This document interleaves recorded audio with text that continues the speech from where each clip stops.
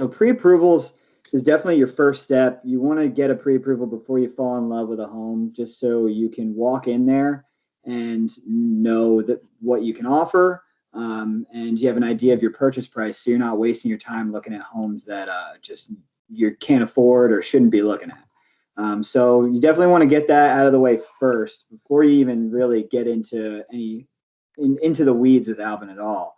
Um, and to do that, we can hop on the phone. It's usually a pretty quick phone call. It takes maybe 10-15 minutes. We're going to go over your background information, your assets. We're going to pull your credit so we get an idea of your liabilities and just your credit history.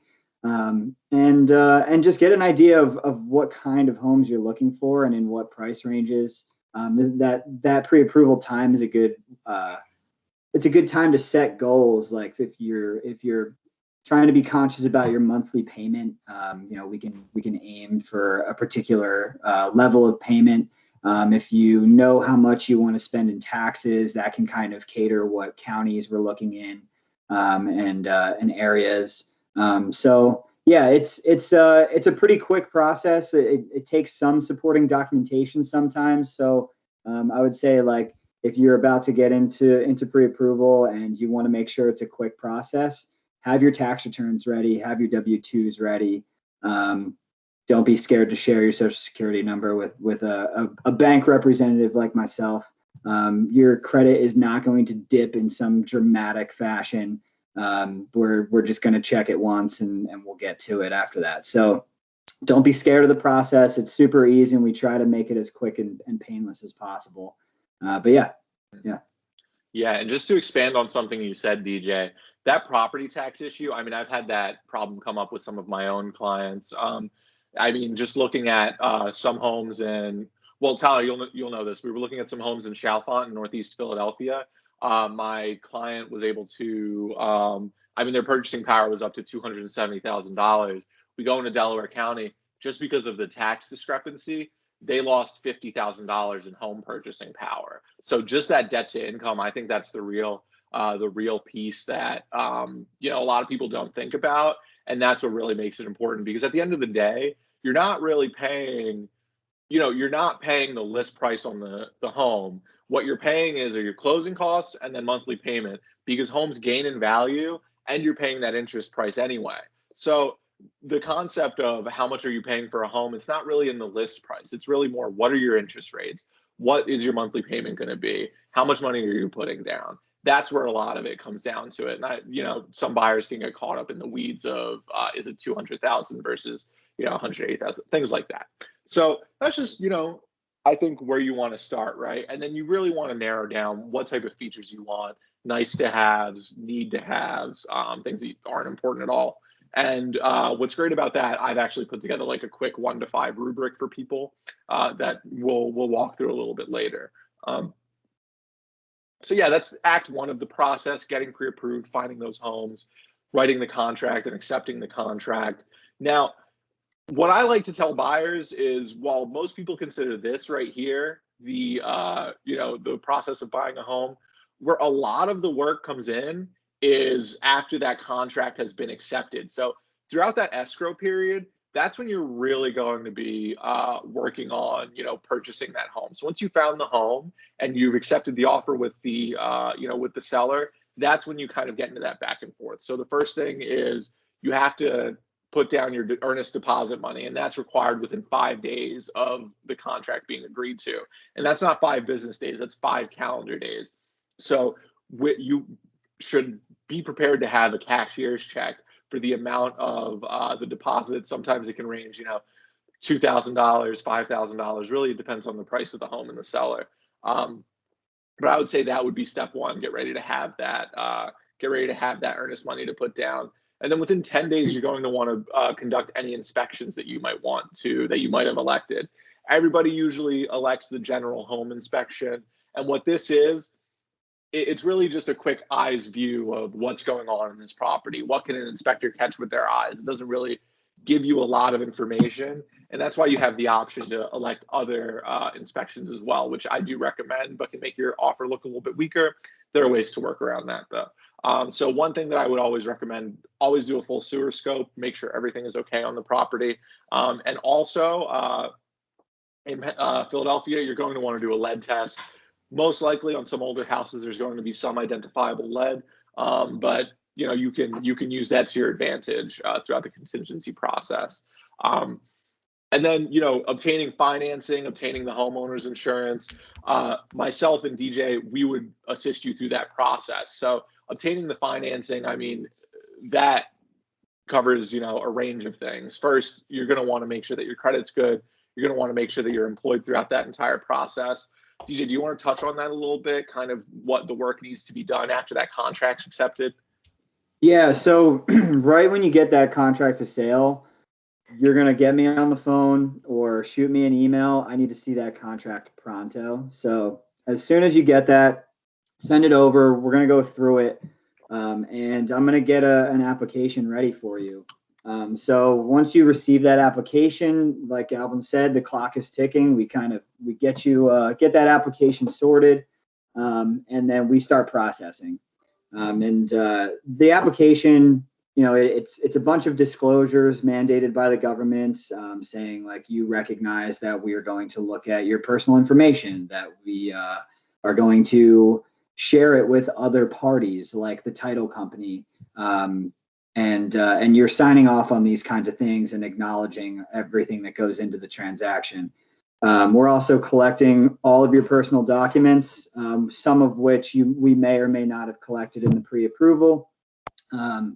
And then after that, after we have everything in, we start processing. We'll order the appraisal, and so we'll get the actual value of the home, and that plays a factor in which Alvin, I'm sure, will touch on. That plays a factor in sometimes when there's some kind of incongruency of appraisal and sales price, that can come into play. But the application is the biggest thing after we get that contract to sale. We'll start getting other things in motion like the appraisal, homeowners insurance, and things like that.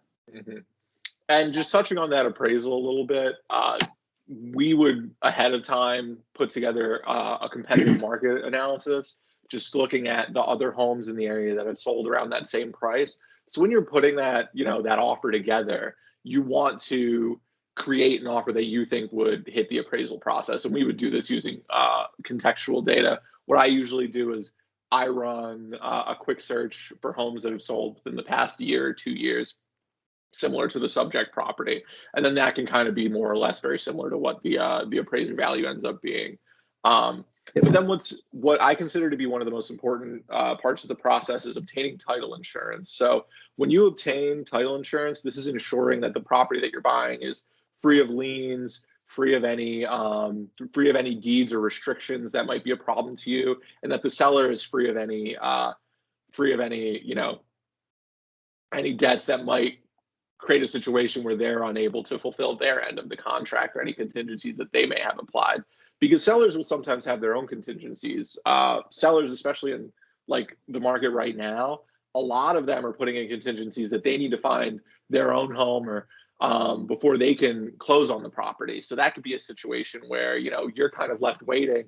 And if you're a renter, right, you don't want to be out in the cold because your lease expired. You don't want to be concerned that, you're not going to have a place to live just because, the seller didn't find a place to live. So those are just, some things to look out throughout the process.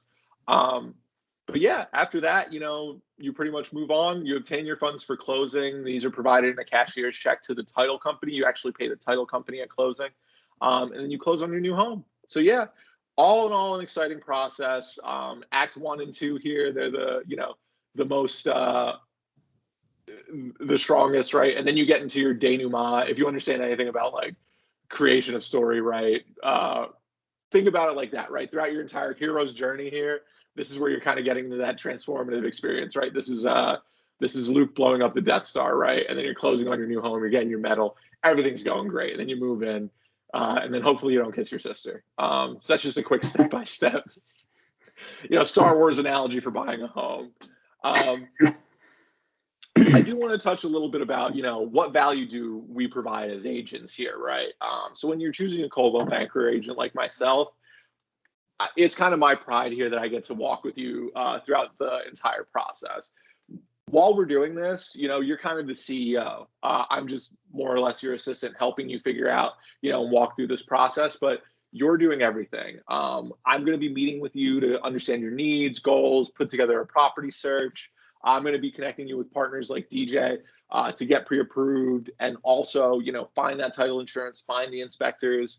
We're going to, look at different properties, and I'm going to put together. So the first week, I'm going to be sending you out weekly emails, new properties coming to the market. So properties that came on Friday, keeping tabs on any open houses that might be in the area you're looking at that meet your criteria, and then just working until we finally find a home.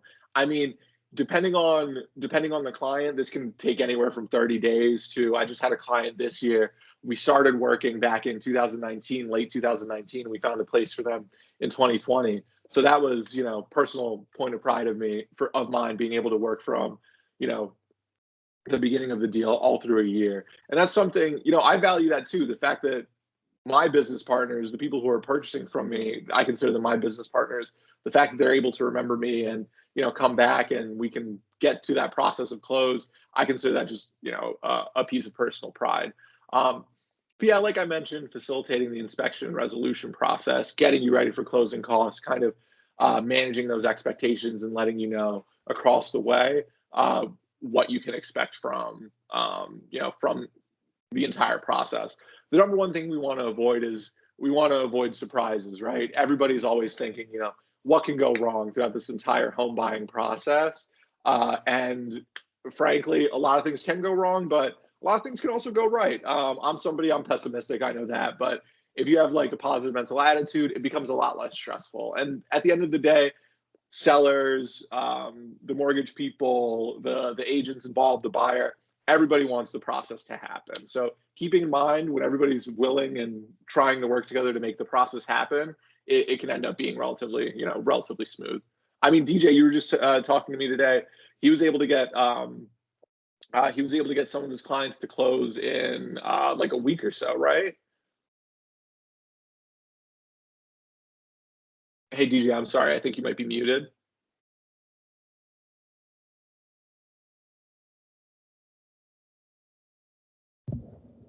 There you go.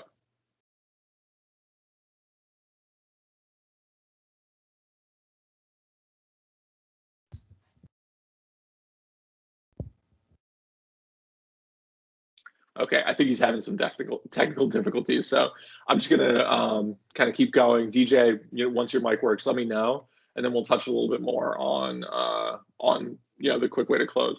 Oh, fun! This is my man's section coming up too. So we kind of touched on why a pre-approval matters earlier. DJ talked a little bit about it, but really at the end of the day, it's about you as the buyer getting clarity. What can you afford? What's your debt to income? What can you feasibly buy? And not only, like we talked about, not only is this going to help you figure out how much home you can afford, it's also going to help you figure out what what areas you can buy in, how that's going to help you long term. So it helps you understand where your finances are, strengthens your purchasing power when you make an offer. One thing's for sure, especially in a market like right now where you have extremely low interest rates and very low inventory, sellers are extremely picky. DJ? Yep, I'm back. Hey, great, awesome. Sorry about that. No problem. So that's why I was just talking a little bit about the importance of being able to kind of know how much money you're going to have, right? And like we mentioned, I mean, if you find the home you love with the right lending partner, you can close in as little as a week. Yeah, so that actually what we were talking about before starting here, that was a special circumstance. It doesn't always happen that quickly or easily, but we were able to team up and get it done. It was actually like 2 weeks. We were able to move. It was supposed to be a 30-day settlement, but we got it done in 15 days, which was mayhem, but we got it done. And we pride ourselves on that. I mean, we're a small bank, and we have all of our processing, everything in-house. So if you ever need a status update, we can always get you that ASAP. And we work more efficiently that way. And because we're a small bank, we're not tossing it around to different offices around the country or like putting our clients into calling pools to reach a representative or something. Just the same as you, Albin, like I am your guy from start to finish. I'll do the pre-approval with you. I'll make sure you understand everything, and I'll shepherd you through the whole process of getting to the closing table with that money. So yeah, similar process, and we can do it quickly. Yeah. So what DJ is saying there, he doesn't want to be put through that 15-day closing process again. I understand. Ideally, we take a little more time. Yeah. Well, ideally, the average time to close is between 45 and 60 days. And this is actually going to give you, all the time you need to really get everything in order. And it's not really a process that you want to rush anyway, right? You want to be able to make sure that everything is set up properly. But in those circumstances, like, for example, if your seller backs out of the deal because they had a contingency where they couldn't find a home, then, there are lending partners who can help you get that done. So you also aren't facing homelessness at the end of the day, because homes are such a unique product, right? It's not like an iPod, or it's not like it's a necessity. Everybody needs shelter. Everybody needs a place to live. And personally, I think it's better to put that money into your own mortgage versus somebody else's mortgage. So that's why I'm a huge proponent of ownership. So yeah, this is kind of that pre-approval process we were talking about. Really, what somebody like DJ is going to need is your current pay stubs, usually for the last 2 months, your W-2 or 1099s from the last 2 years, tax returns for the last 2 years. And really, it can get difficult if you're, self-employed. That's where it can get, kind of tricky. But at the end of the day, it's still about, how much money did you make the last 2 years? Where are your finances currently, and what does your future outlook look like? And, to supplement that, you're going to look at assets, things like liquid worth, but also things like, what do you own in stock? What does your 401k look like? If you own any business, what does your net worth in that look like? And then what's really important here is your other debts. So if you have, outstanding credit card statements, things like loan statements, you want to make sure that your total debts end up being at most 33% of your income.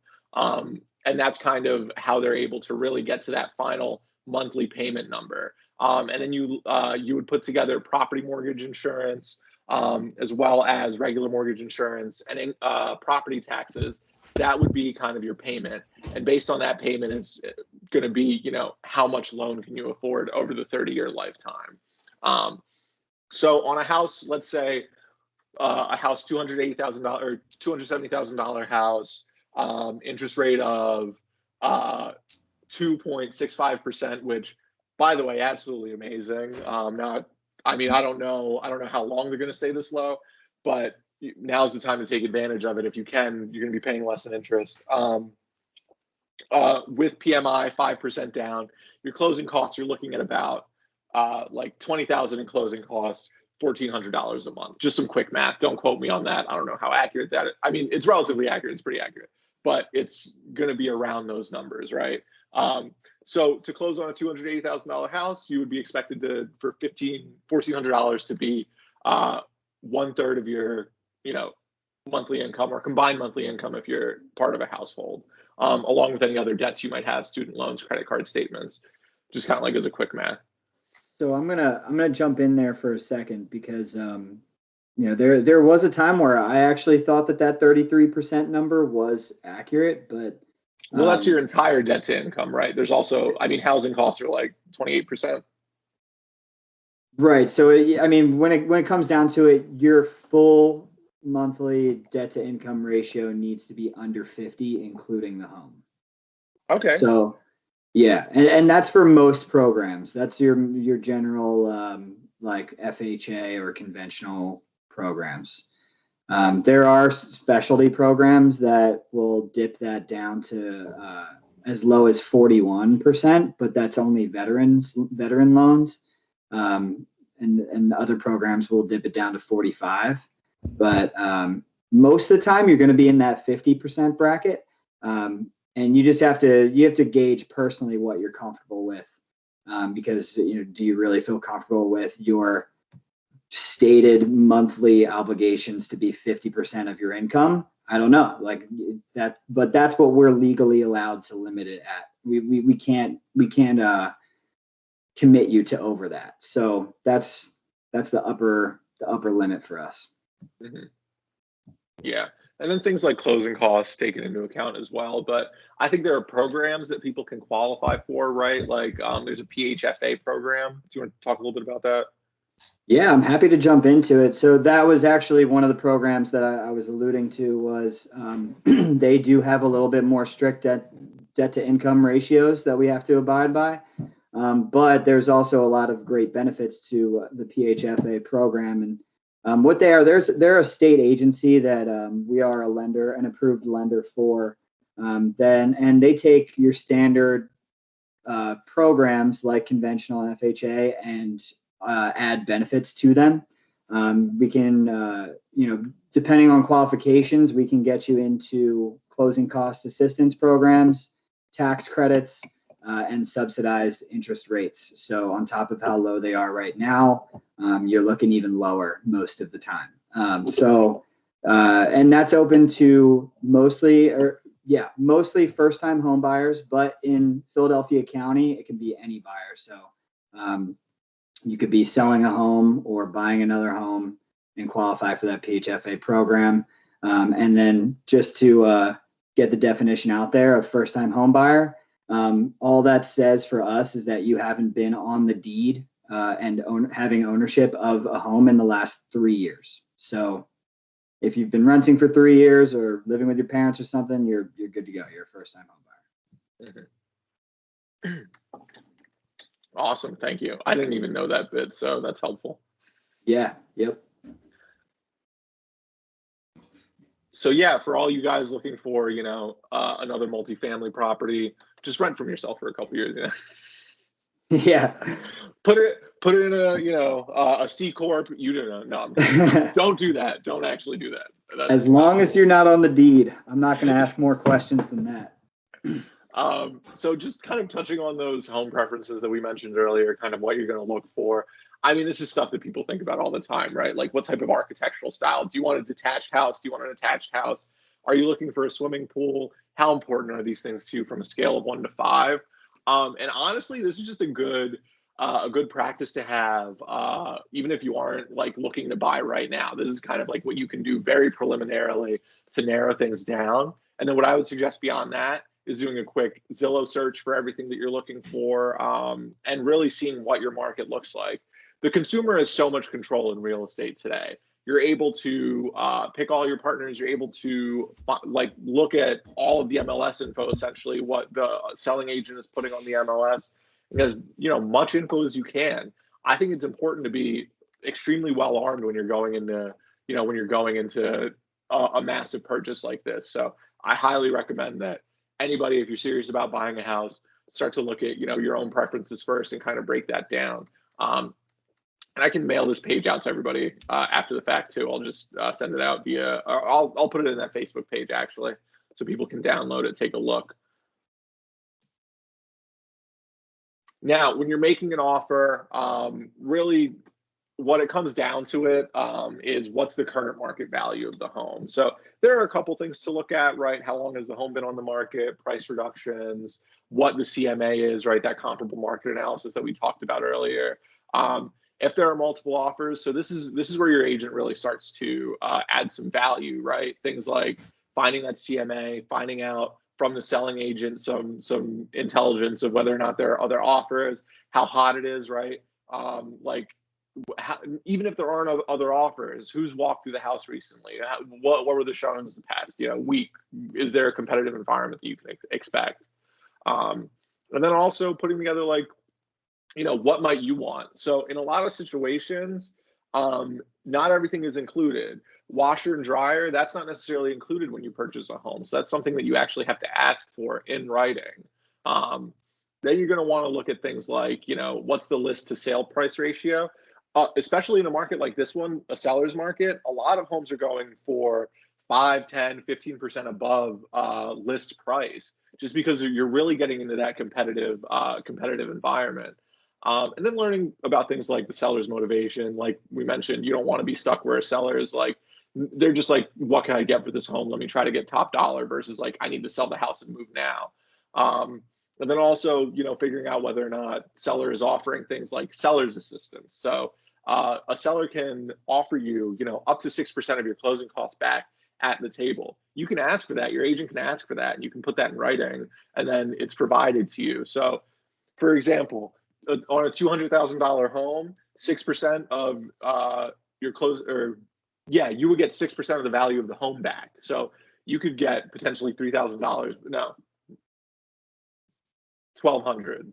Sorry, I'm not great at math. Probably not a great, offer for me. But you can get the purchase price of the home. You can get up to 6% of it back. And this is really a seller's concession. You're pretty much lowering the price of the home, except you're still paying for it in the mortgage. So really, you're paying for it, but you're getting some of that mortgage money funneled back into your closing costs, which can, probably not help you afford more home than you're pre-approved for, but it can definitely help you if you're cash poor in terms of, putting down money. Like an extra, yeah. So for example, on a home where you could be potentially getting back 6%. Okay, so $100,000 home, that's $6,000 back. Yeah. So if you get that $6,000 back and your closing costs were 12,000, you just cut your closing costs in half, and now you're in a position where you have some additional cash. You're not as strapped, and you can use that cash for things like furniture, repairs, making sure that the home is up to date. So anyway, that's just kind of like what you can add in the offer. And then, it's up to the seller what they want to accept. If they want to accept an offer like that, then they'll move forward with it. So, I mean, I always tell people you want to go in with your highest and best. You don't want to be in a situation where you're doing this back and forth with the seller and the selling agent. You want to make sure that you can just, present them an offer. If they reject it, you want to know that that's like, then we're not going to move forward on this. You know what I mean? You don't want to get into the game of back and forth, because that can just slow things down. It'll create headaches for the seller. It can make the situation bad. So I just kind of recommend that you go in with your highest and best offer. And then that'll give you the best chance to win the home. And just one thing also, you can also, and I don't know if you were going to touch on escalation clauses. Mm-hmm. Go ahead, yeah. DJ. Yeah. So, I mean, if you make an initial offer, because you do want to try and play the game and negotiate a little bit, especially if you have a good agent like Alvin, who's going to be in touch with the listing agent and really get a feel for what they're looking for. You can go in with a negotiating price, but you can work with me to have an escalation clause, so you have that back pocket pre-approval with more money approved if you need it. So you have that plan B ready to go if you need it. Right. So just kind of like touching on the escalation clause, what this would be is it's a contingency in the offer where you would say, if somebody is coming back with a higher or better offer, we would like the right to, come back and offer a higher price or meet their offer, or up to a certain amount, right? Like up to a certain dollar amount. Exactly. Yep. Mm-hmm. Yeah. So after your offer has been accepted, what are we doing here, right? This is where that work really comes in. Up until this point, you were going out with your agent on the weekends, after work, looking at properties, going to open houses, and really narrowing it down to the one that you really like.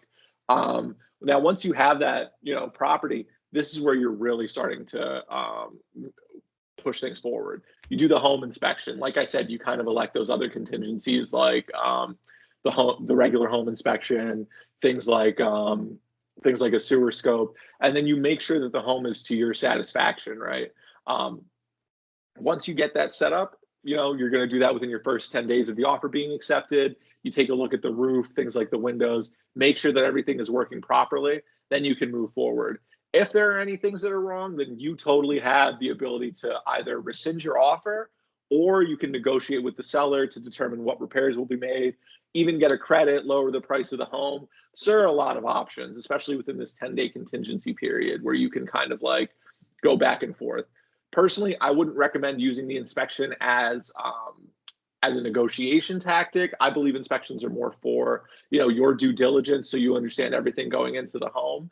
But they can definitely, lower some of the price. You can even get potentially some money back at the table. Or what you can do is you can enter into negotiations, and this is where you can kind of ask for some of those fixtures. Like, okay, maybe don't fix that, but could I get the washer dryer? Or could I get the wardrobe that's in the master bedroom? I really like the wardrobe. So really the purpose of the inspection is for you to go in armed with as much information as possible. It can provide some other fringe benefits, but I wouldn't consider those, a for sure thing. Then we go over the title search. Personally, I recommend two different title companies. I recommend Keystone Title. That's our Coldwell Banker in-house title company. There's also Old City Abstract. They do a lot of good work. Core Abstract. Number of title companies out there. And what this is you purchasing literally the right to own the home. The title search is going to allow the title agent to figure out, are there any liens against the property? Does anyone have any debt pulled out against this property? So, for example, I ran into a situation where, and this is information for the seller too. I ran into a situation with an investor in an estate sale where we found out the property, the former owner of the property actually had, outstanding child support that he hadn't paid. So the proceeds of sale from that have to go towards, any outstanding debts that the individual, the past owner may have had, the seller may have had. And what does this mean for you? I mean, it can mean a couple of things. If the seller was unaware of how much, they did have to owe, they may rescind the offer. Or, they might try to back out or find a way to make things, not happen in the deal. If there are, water liens against the property, that's something that you really have to pay attention to, because water liens run with the property. If there are past due water bills, it's the responsibility of the current owner of the property. It doesn't really matter who the owner is and when ownership changed. If you purchase the property, you're also purchasing the liens. And if there are any construction liens against the property, so that's why you really want to be, careful with finding the right title representative and catching these things throughout the process. And I will say that title insurance isn't even mandatory in a deal. It's just something that's highly recommended. And if you are looking for financing, the bank is always going to finance their share of the equity in insurance, no matter what. So just keep that in mind. Mm-hmm. Personally, I recommend, doing the title search just because I feel like it's good to have kind of that background. Then, after you get title done, DJ is going to work with his partners, get you an appraisal. We're going to set up time to do the final walkthrough. And then you're going to get a cashier's check for those closing costs. DJ, do you want to talk a little bit about the appraisal process? Yeah, so it's been 2020 was a weird year for appraisals because during the pandemic, there was a brief period of like a few months where they were just doing drive-by appraisals. That's not really a thing anymore, although some banks will allow it. So every bank kind of treats appraisals a little differently. For us, we appraise on every loan. So we do want to have that opinion of value on every single loan that we do. Sometimes when we feel more comfortable with the value of it as it's listed or as we predict, we will do a drive-by appraisal, but it's rare. And the actual appraisal itself, it's pretty quick. They're checking for things like chipped paint, sturdy handrails, cracks in the floors, holes where there shouldn't be holes, just making sure that it's livable, that all your utilities work, that the appliances can be turned on, things like that. It's usually the bare minimum of what you would expect in a home to make sure that everything works. And it doesn't take too long to do. All in all, they're going to be in and out within, about a half hour. So, yeah. And throughout the process, we're going to be making sure that you're buying a home at market value. You as the buyer, you want to do your homework there, make sure that the comps in the area match up. So that's where, once you put the offer in, you kind of want it to match that, what you believe to be the appraisal price anyway.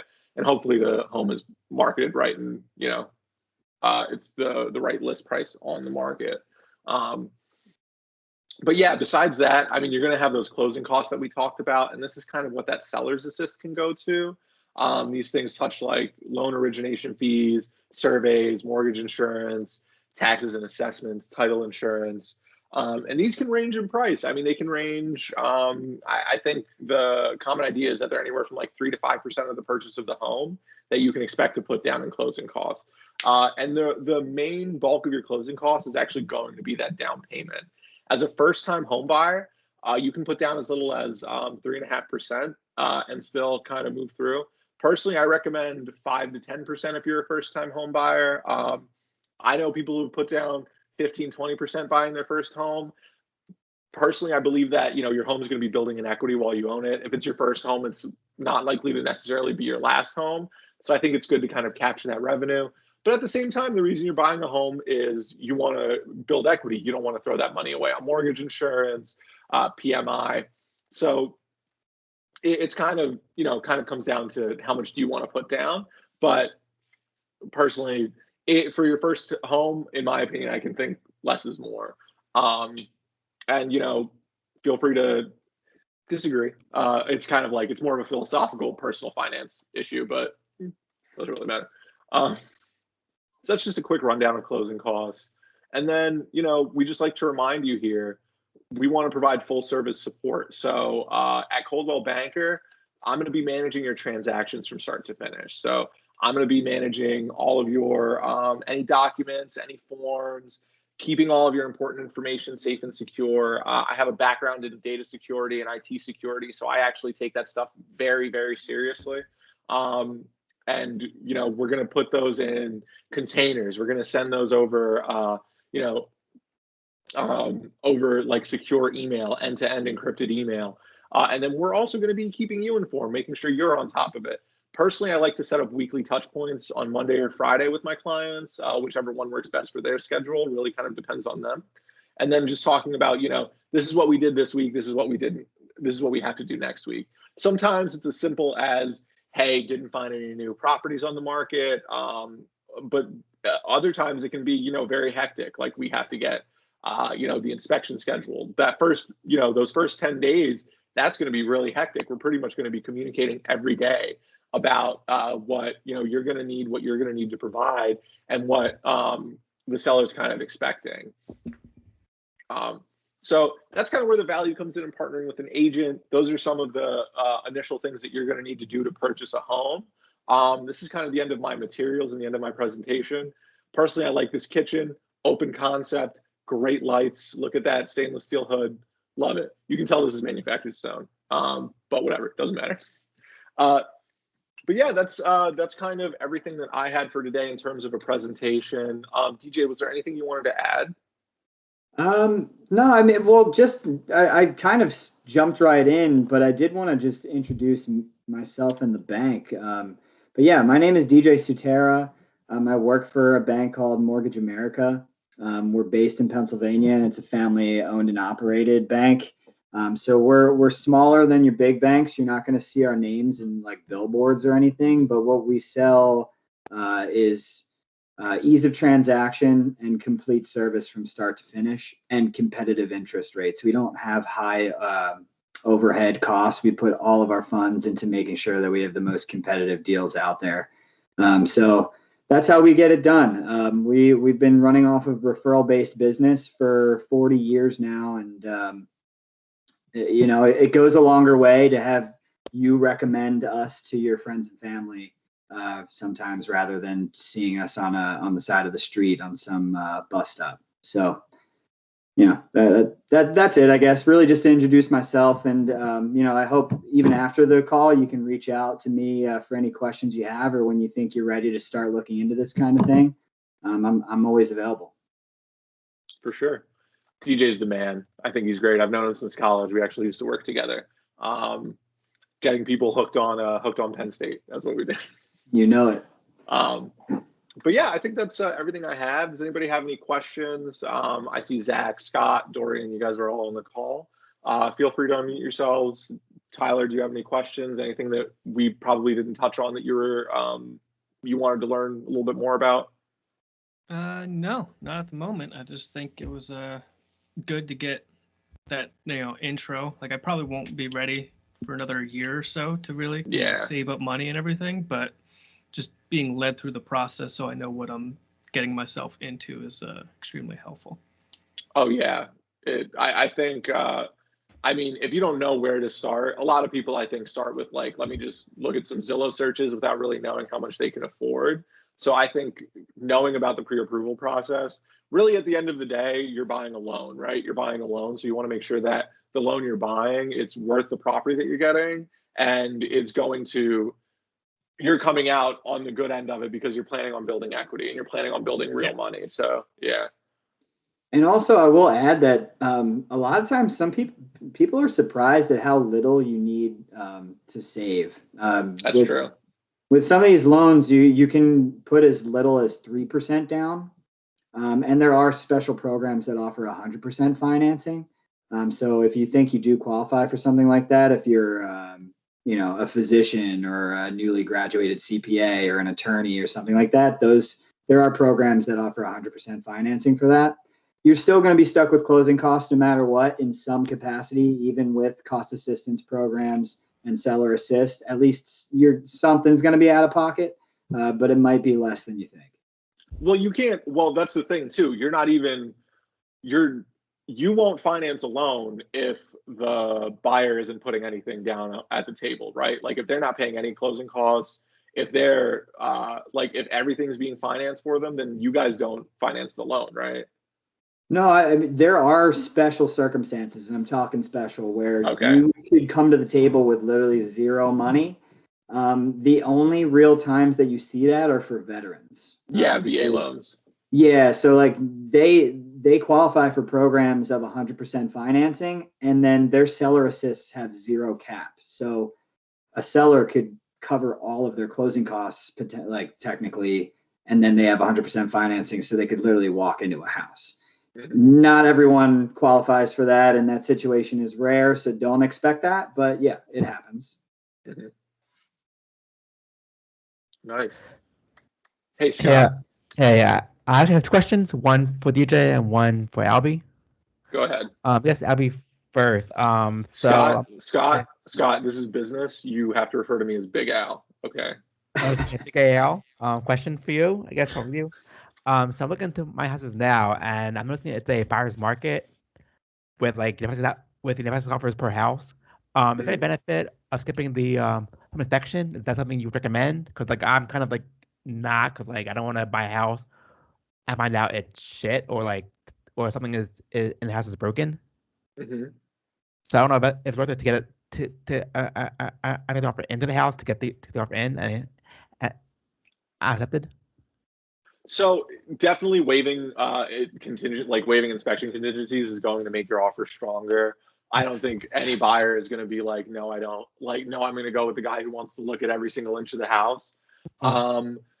What I would say is if you want to understand what's going on with the house, you could offer to do an inspection and then do just the basic home inspection and then just make it clear that you're not going to use it for negotiation purposes. Just be like, we're not going to use it to lower the price. Yeah. And then if there's something tremendously wrong, then you're in a situation where you could be like the inspection wasn't satisfactory. But I would say do it more for due diligence and find out. I mean, I know there are some cases where you can actually inspect a home. I mean, I wouldn't recommend this, but if you were to, for example, schedule a showing and then schedule an inspection before you even have an offer and just keep that information to yourself, then I mean, there's no one can really prevent you from doing that. And what's with DJ? I'll also add to that real quick, though. Sorry to interrupt you. But an agent can, and usually I believe this has to happen on the listing agent side, but they can pull out an insurance policy to cover appliances and different things. You can get a home warranty. Yeah. And so, I mean, you still might have some kind of deductible, but at least if the AC unit craps out like a week after purchase or something, you at least have something covered there. Because like Alvin said, if you try to have all these inspections and going in as part of your offer, it's a less attractive offer. And in this market, you need to make it as attractive as possible. So having that insurance policy could really help you sometimes. And I don't mind like fixing stuff, but I don't want, but I don't go to the house blind thinking it's perfect and have it we later have the HVAC break or the AC break or suspensions Right. break. So I don't mind and fixing it as long as I know, hey, A, B, and C are bad in the house and they will be fixed eventually. Oh yeah. Well, you could look at a seller's disclosure ahead of time too. That will Uh, have, information about the appliances. But a lot of times, sellers don't really know that stuff. They kind of make it up. So I wouldn't really trust it, just to be Mm. completely honest. Yeah, that insurance policy would give you some ease of mind. Yeah, I think the home warranty is probably the best path forward. I have one question for DJ. So Yep. I'm looking at houses now. I'm looking at lenders, and so an issue is so having now is is is wife and I is my wife is looking for a new job, and she might quit her school job now without having one lined up for the next job. So I'm wondering, if we get pre-approved for a loan now, and my wife gets a job, say in a month, with another new job, I put it up, and then buy a house with her being off of work. Will that affect the approval rate, or that, what go through the process again if she quits her job? Will it land up again? So that's a great question. I'm glad this came up. But yeah, there's a lot of different ways that we can handle this. And it depends on what kind of job she's taking versus what kind of job she's interested in. So if you know that you're going to get a promotion or that you need to take a new job, we never want to stop someone from taking a new job. But there are limitations based on what we look for. So if you're going into a job that's similar skill set to the one you currently have, and if the pay is comparable, we're not going to have any issues, especially if the pay is increasing. But if you're going into a new job in a new field, we're going to need to see a couple paychecks come through, especially if it has any type of commission percentage to it. So if you're just a guaranteed salary worker, then that should be fine. We'll just need to see the offer, the offer letter that commits that salary and that job to you. But if you're a commission worker, like Albin and I, we need to see that history of results. Yeah, your timeline could get drawn out in that way, but if you're a salary W-2 worker, you should be okay. We just would need some kind of record of that. And so what happens if she quits her job and you know and as you look for a job for like a month or two, and we buy a house in that month or two, will we have to get pre-approved for approval letter because right now I have a job and I have a salary? So our pre-approvals, it's really contingent on the credit check. The credit pull lasts for 4 months. Okay. So that does give you a pretty sizable window. We're obviously going to need to be communicative as you go through the process about what's going on. But of course. As long as settlement is a little bit ways away from her taking that new job, then it should be okay. We'll be able to see that history of pay stubs. We'll be able to see the offer letter, the employment offer. We'll be all right with that. Okay, great. Thank you. Of course. Great. Zach, Dorian, do you guys have any questions?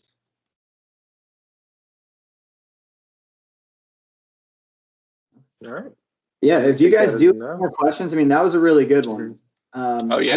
I put my email in the chat, and I don't know if we have your email addresses, but I can reach out to you guys, and if you do have more questions as we go, I'm always available. Awesome. Thank you. Yeah. Thank you guys. Thank you everybody for showing up. I'm gonna go ahead and stop this recording now.